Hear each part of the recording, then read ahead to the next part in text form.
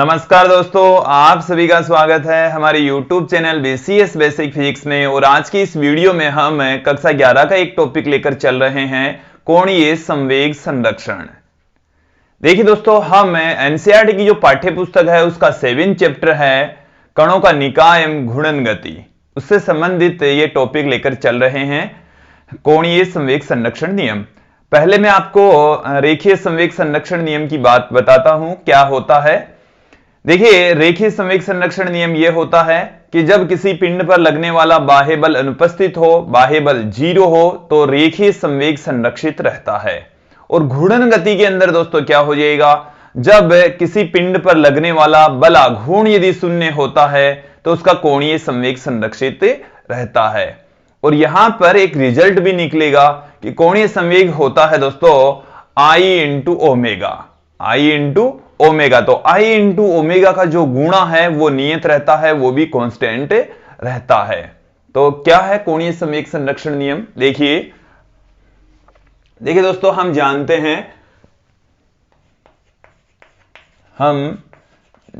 हैं घूर्णी गति में न्यूटन के द्वितीय नियम से,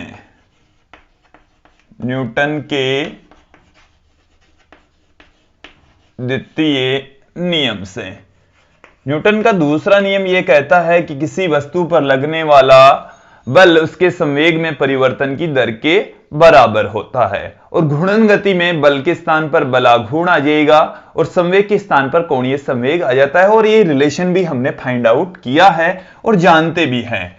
टो बराबर होता है dl/dt, ये एक रिलेशन होता है। अब देखिए दोस्तों यहां पर कि यदि टो बराबर 0 हो, यदि टो बराबर कितना हो दोस्तों, यदि कण पर लगने वाला बल आघूर्ण शून्य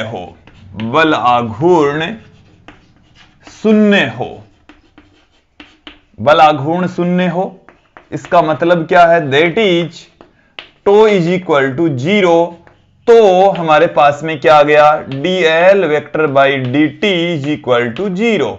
और यदि किसी भी राशि का जो डिफरेंशिएशन है वो यदि शून्य होता है तो इसका अर्थ यह है कि उस राशि का मान है वो कांस्टेंट रहता है, नियत रहता है। तो यहां पर अर्थात यहां से क्या निकला है दोस्तों,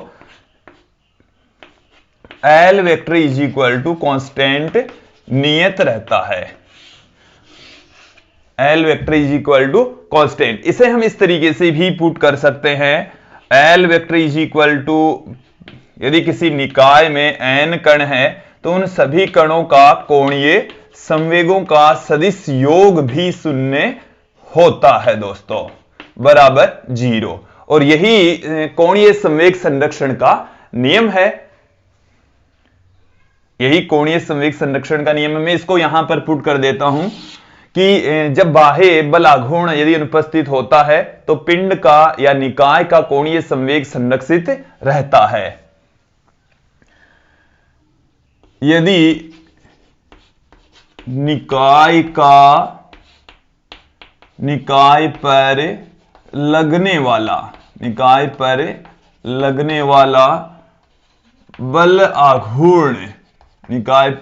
वाला बल आघूर्ण शून्य हो, तो निकाय का कोणीय संवेग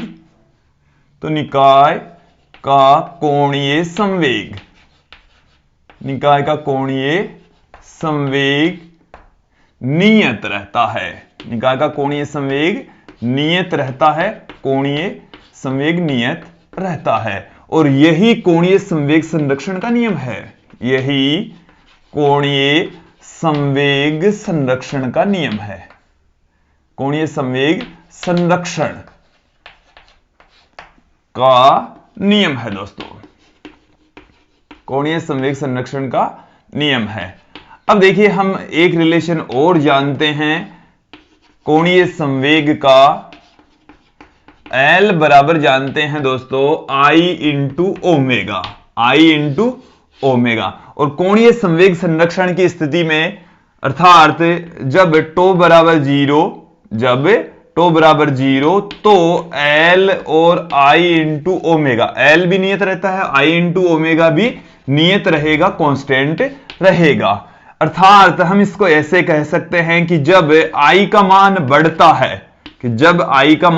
बढ़ता है, तो ओमेगा घटेगा। I का मान बढ़ने की स्थिति में ओमेगा घटता है, और जब I जड़त्व आघूर्ण है यहां पर, ये यदि घटता है तो ओमेगा का मान बढ़ता है दोस्तों।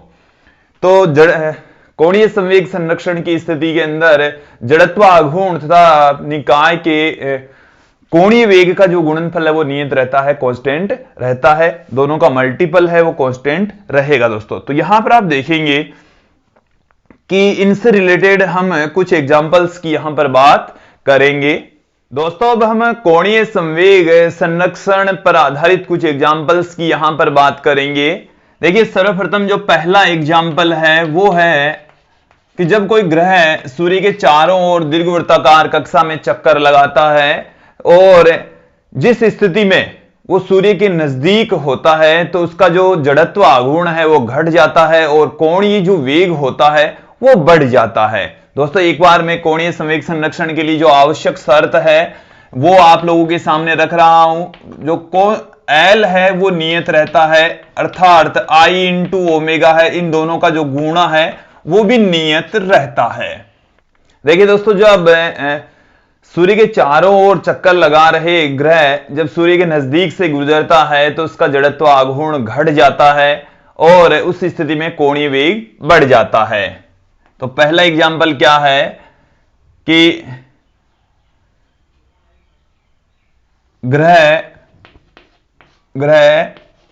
सूर्य के चारों ओर दीर्घवृत्ताकार कक्षाओं में चक्कर लगाते हैं। दीर्घवृत्ताकार कक्षाओं में चक्कर लगाते हैं। और जब ग्रह सूर्य के पास से गुजरते हैं,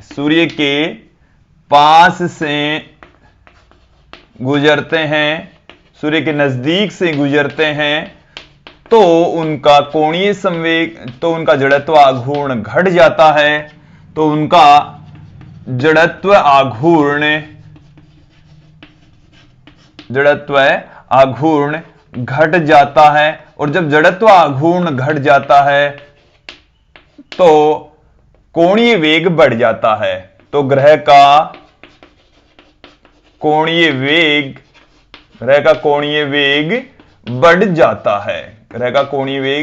बढ़ जाता है दोस्तों। तो ये पहला एग्जाम्पल था। दूसरा एग्जाम्पल आप देखेंगे। देखिए दोस्तों, यदि कोई घूर्णन गति कर रहे निकाय पर, सिस्टम पर यदि कोई व्यक्ति खड़ा है, वो पहले हाथ फैलाकर खड़ा होता है। एक बार मेरी बात को सुन लीजिए कि घूर्णन गति कर रहे मंच के ऊपर यदि कोई व्यक्ति खड़ा है, हाथ फैलाकर खड़ा है, और जैसे ही वो अपने हाथ सिकोड़ लेता है तो उसका जड़त्व आघूर्ण घट जाएगा और कोणीय वेग बढ़ जाएगा। एक बार फिर से सुन लीजिए, घूर्णन गति कर रहे मंच पर हाथ फैलाकर खड़े व्यक्ति के जैसे ही हाथ सिकोड़ने पर उसका जड़त्व आघूर्ण घट जाता है और कोणीय वेग बढ़ जाता है। तो दूसरा एग्जाम्पल देखेंगे। घूर्णन गति कर रहे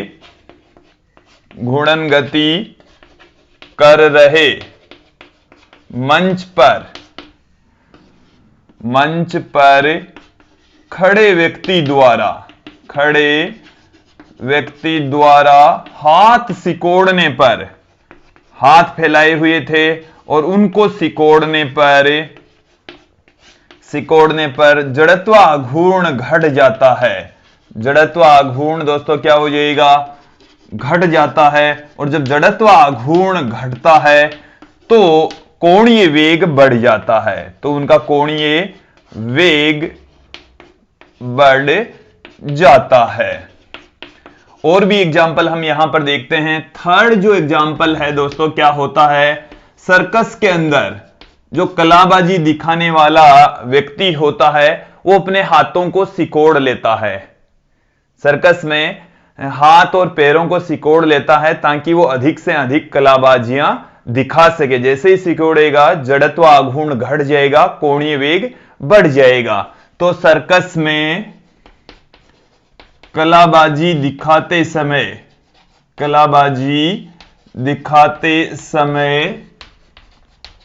व्यक्ति अपने हाथ पैर सिकोड़ लेता है, जिससे वो अधिक कलाबाजियां कर पाता है,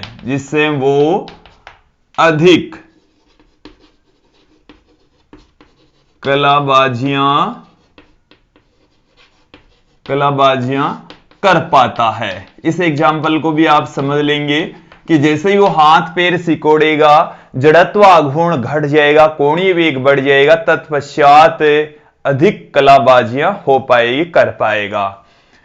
अगला जो एग्जाम्पल है वो भी देख लीजिए दोस्तों। क्या है कि गोताखोर या जो पानी में डाइव करने वाले लोग होते हैं वो बहुत ऊंचाई से जब पानी में कूद रहे होते हैं तो पहले वो अपने हाथों को सिकोड़ लेते हैं। हाथों को सिकोड़ लेंगे तो उनका कोणीय वेग बढ़ जाएगा, वो भी अधिक कलाबाजियां घूमते हुए गिरेंगे। लेकिन जैसे ही वो पानी की सतह पर गिरने वाले होते हैं अपने हाथों को फैला लेते हैं, और हाथों को फैला लेंगे तो जड़त्व आघूर्ण बढ़ जाएगा, कोणीय वेग घट जाएगा। तो पानी में डाइव करते समय बहुत ऊंचाई से जब डाइव करते हैं तो उस कंडीशन में सर्वप्रथम वो अपने हाथ पैरों को सिकोड़ता है और पानी में गिरते समय वो फिर से उनको फैला लेता है। दोस्तों कोणीय संवेग पर आधारित कुछ इस तरीके के भी क्वेश्चन पूछे जाते हैं कि यदि पृथ्वी की त्रिज्या को अचानक आधी कर दी जाए या पृथ्वी की त्रिज्या यदि कुछ कम हो जाती है तो उसके कोणीय वेग पर क्या फर्क पड़ता है। तो मैं आप लोगों के सामने एक उस कंडीशन में कोणीय संवेग है वो संरक्षित रहता है, I इंटू ओमेगा नियत रहता है। और पृथ्वी के लिए जो जड़त्व आघूर्ण है दोस्तों, पृथ्वी एक गोला है और गोले का जड़त्व आघूर्ण m इंटू आर स्क्वायर होता है। m यहां पर द्रव्यमान है, r पृथ्वी की त्रिज्या है। तो आप यहां पर देखेंगे कि 2/5 m into r square into omega, इसकी वैल्यू नियत रहेगी। इसकी वैल्यू क्या रहेगी? नियत रहती है। अब 2/5 ये कांस्टेंट में है, और जो ओमेगा है कोणीय वेग, और पूरे एक चक्कर के लिए यदि हम 2π/t इसको पुट कर सकते हैं, और t का जो मान होता है दोस्तों, पूरा एक चक्कर लगाने में पृथ्वी अपने स्वयं के अक्ष पर एक चक्कर लगाने में 24 घंटे का समय लेती है, तो t का मान यहां पर होता है 24 घंटे। मेरे एक बार इस क्वेश्चन को समझना, फिर इसका सॉल्यूशन हम आप लोगों के सामने रखेंगे। तो यहां पर हमारे पास में 2/5 और m r स्क्वायर ओमेगा ये वाली वैल्यू नियत है। तो यहां से हम यदि इस टाइप का क्वेश्चन पूछा जाए कि पृथ्वी का जो द्रव्यमान है वो अपरिवर्तित रखते हुए यदि उसकी त्रिज्या को आधी कर दी जाए, यदि त्रिज्या को सिकोड़ दी जाए तो उसके आवर्तकाल पर क्या फर्क पड़ेगा। वैसे पृथ्वी अपनी स्वयं की अक्ष पर 24 घंटे में घूमती है, तो फिर वो एक दिन का समय कितना होगा। तो यहां पर आप देखेंगे ये सब कांस्टेंट में चले जाएंगे, r स्क्वायर इंटू 2π/T, और ये भी वैल्यू है वो नियत रहेगी। तो देखिए दोस्तों यहां पर r स्क्वायर और t एक दूसरे के व्युत्क्रमानुपाती है, तो एक condition r square upon T1 बराबर आ जाएगा r2 स्क्वायर अपॉन T2। हमें वैल्यू ज्ञात करनी है T2 की, तो T2 बराबर हमारे पास में क्या आएगा, r2 का स्क्वायर अपॉन r1 का स्क्वायर इंटू T1 ये यहां से देखिए। अब यदि पृथ्वी की त्रिज्या यकायक आधी कर दी जाए, r2 का मान है r/2 कर दिया जाए, तो r स्क्वायर 2 का स्क्वायर, और यहां पर इसकी वैल्यू है r का स्क्वायर, और T1 का मान है 24 घंटे। तो यहां से r स्क्वायर कैंसिल हो जाएगा, 24/4 मतलब 6 घंटे लगेंगे। एक बार इसे क्वेश्चन को समझ लेंगे कि जब पृथ्वी के द्रव्यमान को नियत रखते हुए पृथ्वी की त्रिज्या को यकायक आधी कर दी जाती है, तो जो पृथ्वी के घूर्णन का समय है वो 6 घंटे रह जाता है, पृथ्वी का जो आवर्तकाल है वो 6 घंटे का रह जाता है दोस्तों। तो ये थे कोणीय संवेग संरक्षण पर आधारित कुछ एग्जाम्पल, और मुझे उम्मीद है दोस्तों आप लोगों को ये एग्जाम्पल्स अच्छे से समझ में आए होंगे। आज की इस वीडियो में इतना ही, धन्यवाद दोस्तों।